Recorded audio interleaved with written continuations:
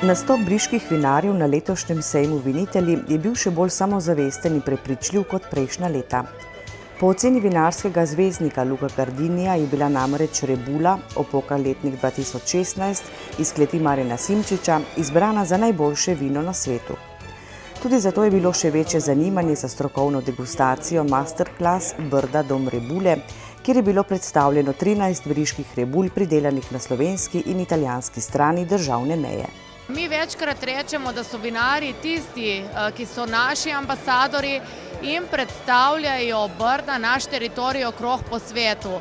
Seveda smo jim za to hvaležni, nekaj k temu dodamo pa tudi mi, občina Brda in seveda tudi naš zavod, ko pomagamo pri organizaciji tovrstnih dogodkov in seveda tudi s celovito promocijo, ki jo izvajamo čez celo leto. Je bilo zelo zanimivo, zelo lepa izkušnja od naših novinarjev, ki so bili prisotni, so bili vsi navdušeni.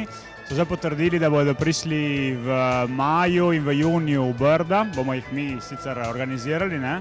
Jaz sem pa ponosen na naše Brice, da smo se skupaj močmi združili in uspeli v taki prireditvi in se vidi, da če stopimo skupaj, se da marsikaj narediti in seveda moraš imeti zadaj eno dobro vino in to je naša Rebula. Če je kralj med vini Cabernet Sauvignon, je Rebula kraljica.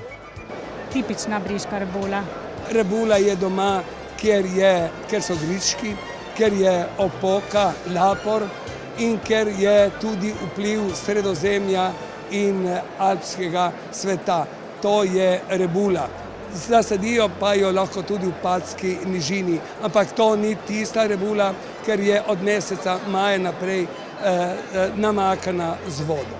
Prej, ko pridemo do te rezultatov, ki smo danes, si je moralo delati 3 generacije za nas, da smo sploh prišli do te stopnje, do teh izredno lepih vin, kateri rasejo v Goriških Brdih.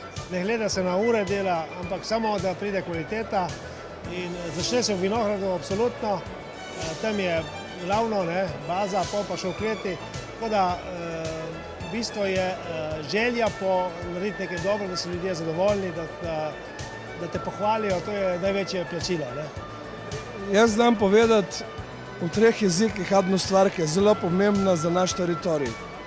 V angleščini zveni zelo enostavno. Dry, extremely dry.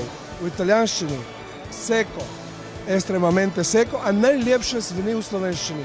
Suho, izrazito suho. Kadar delamo taka vina, takrat tudi podarimo teritorij v flaški. Če verjameš v nekaj in mislim, da Brici verjamemo v Rebulo, tudi ko drugi niso, z trdim delom, z vizionarstvom se prije do uspeha. Tako da zdaj so vrata odprta, to ne pomeni, da se opustiš, treba je še naprej delati in dobrih Rebul bo dosti, pa tudi dosti flaš prodanih. To mizje, ki je bilo pred kratkim izpeljano, je pokazalo, da Rebula ima izredne in velike možnosti. To priznava marsikdo z področja vinogradništva in vinarstva in to moramo resnično tudi Brici maksimalno koristiti. Predvsem sem zadovoljen tudi z tega vidika, ker v ta projekt so se vključili tudi naši zamejci. To je tisto, kar že kaže, da je nujno sodelovati in prezentirati teritorij, ne pa posamezno blagovno znamko. Tudi to je pomembno, ampak je to v nekih kapilarnih sistemih ne funkcionira. Tu dobesedno je največji sejem vina na svetu in mi se tu pa nekako ločimo, parsiramo in mislim, da to ni tako efektno.